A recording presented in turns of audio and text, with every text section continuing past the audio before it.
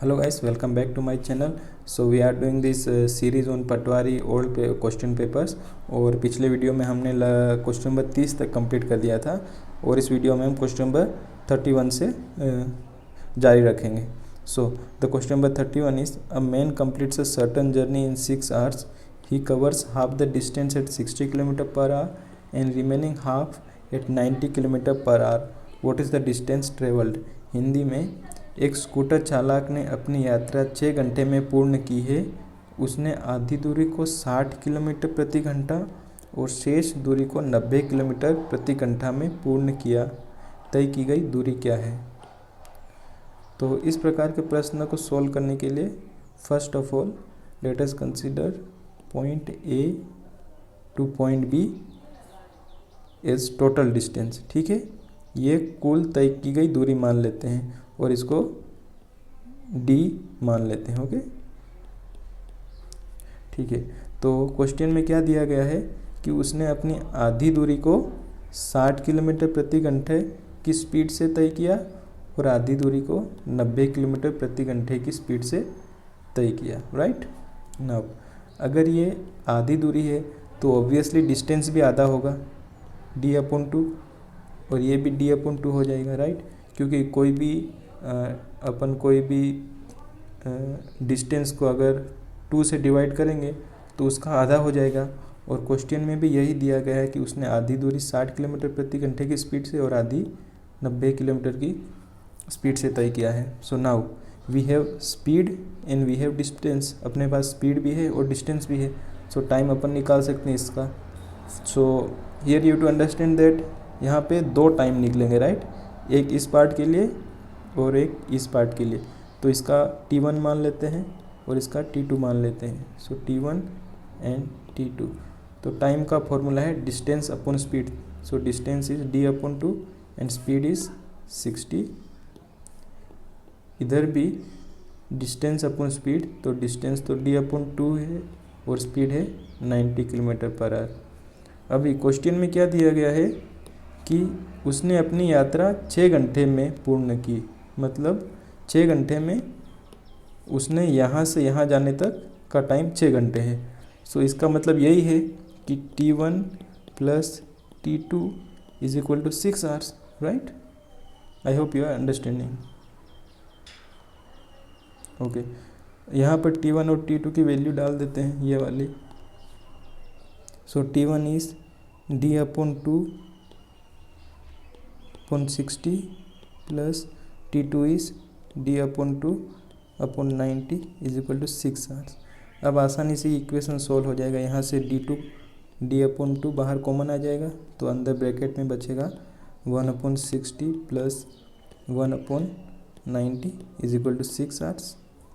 Further इसको solve करेंगे तो 2 डायरेक्टली 6 से मल्टीप्लाई हो जाएगा। राइट, सो d और इसका एलसीएम आएगा 180, सो 3 टाइम्स और 2 times, right, is equal to 12। Because 2 directly 6 से मल्टीप्लाई हो जाएगा। सॉल्यूशन करेंगे तो भी यही होगा। इससे अपने डायरेक्टली यहाँ से 6 को मल्टीप्लाई कर दिया 2 से, तो 12 आ गया। राइट, नाउ थोड़ा नीचे करना पड़ेगा, इधर सॉल्व कर रहा हूँ मैं। तो ये हो जाएगा 5/180 और d का मल्टीप्लिकेशन 5 के साथ हो जाएगा तो ये 5d हो जाएगा is equal to 12।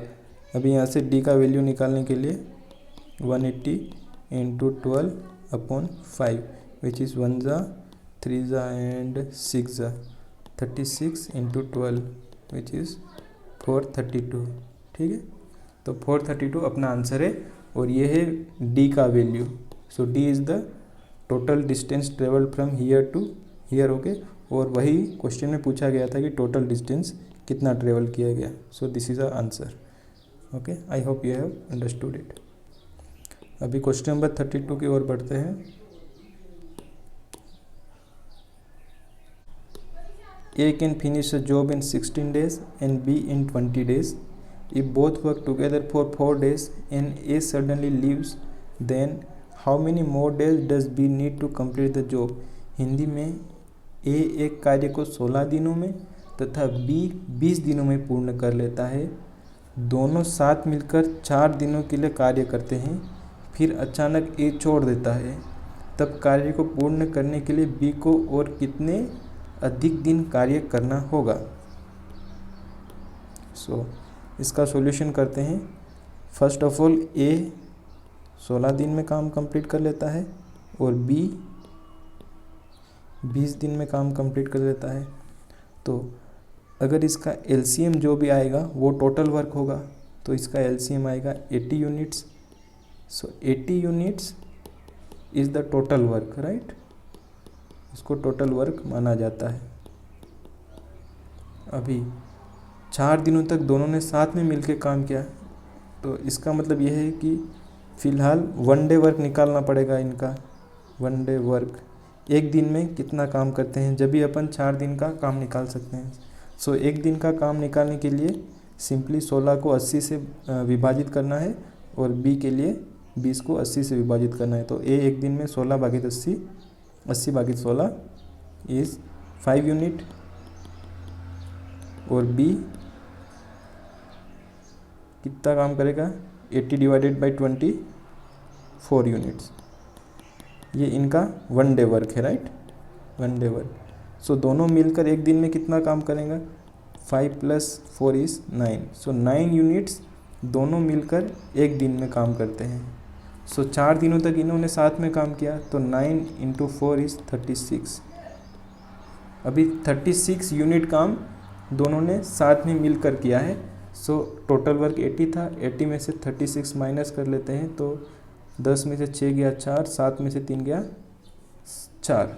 44 work remaining है और ये 44 वर्क है ये बी अकेले को करना है, ओके, क्योंकि ए तो छोड़ के चला गया अब। तो 44 यूनिट वर्क बी कितने दिनों में कर लेगा, बी एक दिन में कितना काम करता है 4 यूनिट। तो 44 को सिंपली 4 से विभाजित कर देते हैं, तो आंसर आएगा 11 दिन। ठीक है, बहुत ही सिंपल है, 11 दिन में बी अपना काम कंप्लीट कर लेगा। इसकी दूसरी मेथड भी है, पर ये बेसिकली ईजियर है, तो मैंने इसलिए इस तरीके से सोल्व करना पसंद किया। बाकी आप उससे भी कर सकते हो, कुछ प्रॉब्लम है नहीं। अभी क्वेश्चन नंबर 34 है, 1 सेकेंड।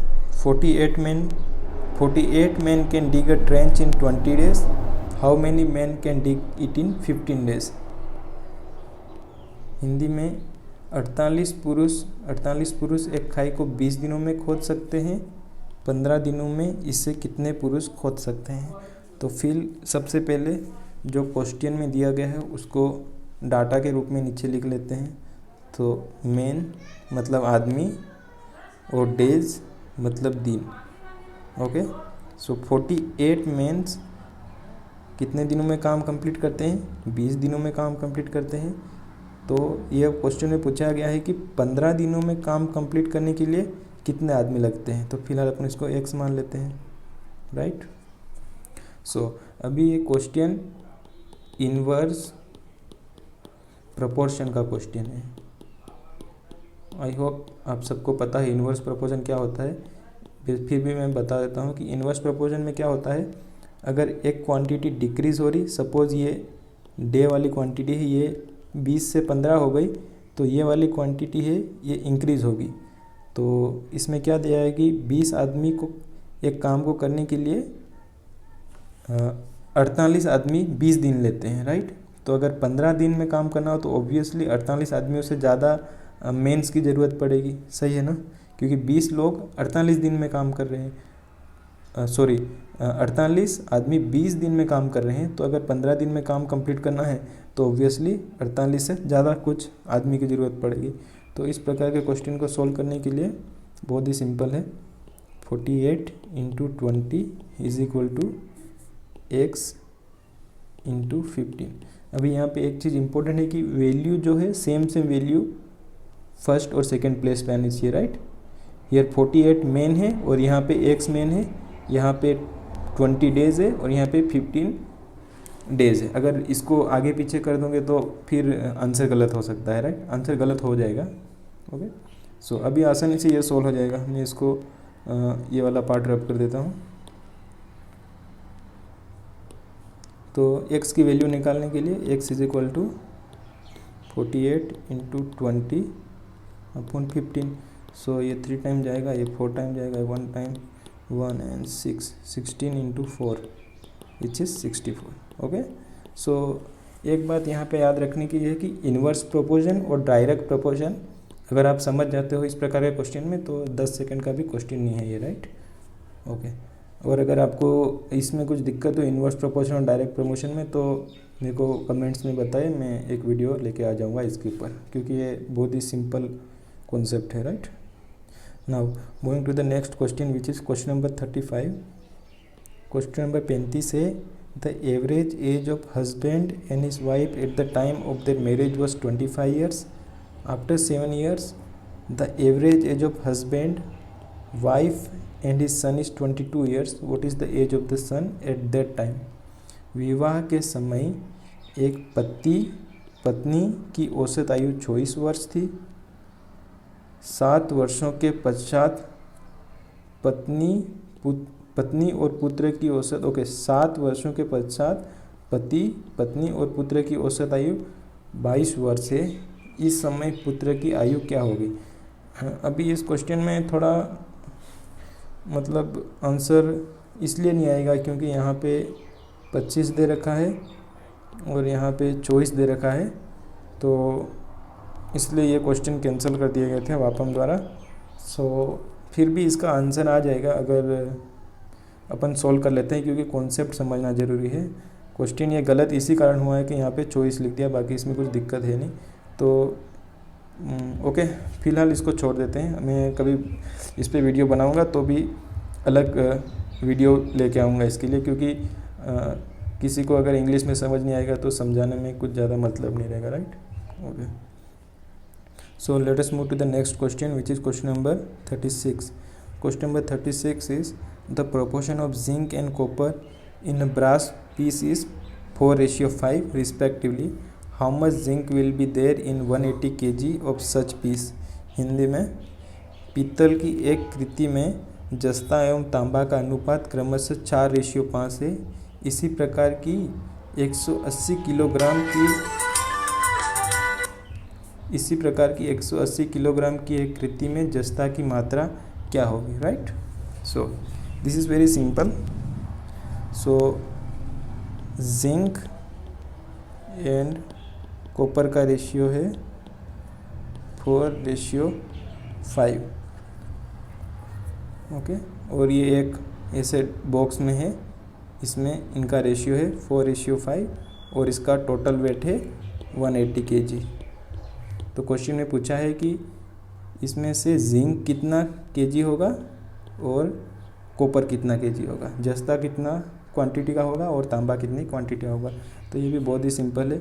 इस प्रकार के क्वेश्चन को सॉल्व करने के लिए 4x + 5x = 180 kg का इक्वेशन बना लेते हैं। अब यहाँ से सॉल्व करना बहुत ही आसान हो जाएगा कि 4x 9x हो जाएगा ये, और ये हो जाएगा 180। सो x = 180 / 9 विच इज़ 20। ओके, तो यहाँ पे क्वेश्चन में क्या पूछा गया है कि जस्ता की मात्रा कितनी है। सो जस्ता is zinc, so zinc is 4x। Okay, यही जस्ता है, राइट। जस्ता 4x है। सो 4 और x की वैल्यू कितनी है 20। सो ये हो जाएगा 80 kg, राइट। बहुत ही सिंपल क्वेश्चन था, ये इसका आंसर हो जाएगा 80 kg। Now question number 37 is the smallest number which must be subtracted from 8934 to make it a perfect square is। वह सबसे छोटी संख्या ज्ञात करें जिसे 8934 से घटाया जाना चाहिए ताकि यह एक पूर्ण वर्ग बन जाए। सो इस प्रकार के क्वेश्चन को सॉल्व करने के लिए जो डिवीजन मेथड है उसका आना बहुत ज़रूरी है। ओके, सो डिवीजन मेथड से अपन ये इसका सॉल्यूशन निकालते हैं। 8934 आप सब ने सीखी होगी। इसमें क्या 2 डिजिट्स एक साथ लेना पड़ता है, राइट। इसका डिवीजन करते हैं। अभी कोई ऐसा नंबर जिसका मल्टीप्लाई करने पे 89 से कम होगा तो 9 से अपन मल्टीप्लाई 9 9 = 81 और यहाँ पे 9 को प्लस कर देंगे तो ये 18 हो जाएगा। और यहाँ पे माइनस करेंगे तो 9 में से 1 गया तो 8 और 0, और इधर से पूरी क्वांटिटी नीचे ले आएंगे तो 34, राइट। नाउ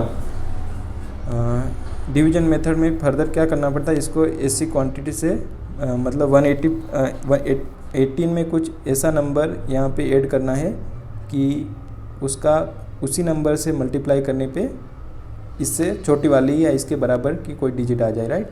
सो 184 18 में इस प्रकार से अपन मल्टीप्लाई करेंगे, right. So 16 and 32 and 33 and 3 4 1 जा 4 and 3 7, सो 736 टाइम जाएगा और यहाँ पे ये ऐड हो जाएगा, राइट। तो जब इसको माइनस करेंगे तो रिमाइंडर बचेगा 98। सो अगर इस संख्या में से 98 को अपन माइनस कर देंगे तो ये ऑब्वियसली जो भी संख्या आएगी यहाँ पे वो किसी ना किसी का स्क्वायर रूट रहेगा, राइट, परफेक्ट स्क्वायर रहेगा।